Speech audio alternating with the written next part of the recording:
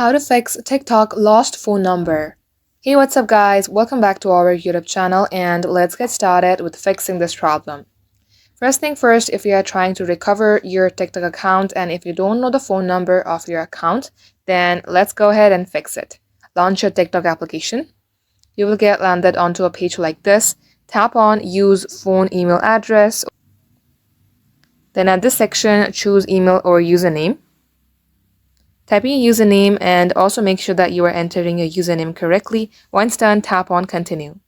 Now at this section under Enter Password, tap on Forgot Password. Then this time, let's go ahead and tap on Email.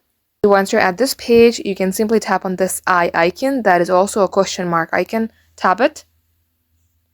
And likewise, you can go ahead and tap on Forgot Password. Again, at this section, tap on TikTok username. Make sure that you remember your TikTok username and then type in correctly, then tap on Next. And likewise, at this section, you have to tap on Need Help. Under Report a Problem, you have to simply type in that even though you remember your username for your TikTok account, you don't have access to your phone number. Likewise, if you have a screenshot that clarifies that account is yours, you may go ahead and add it, then tap on Submit.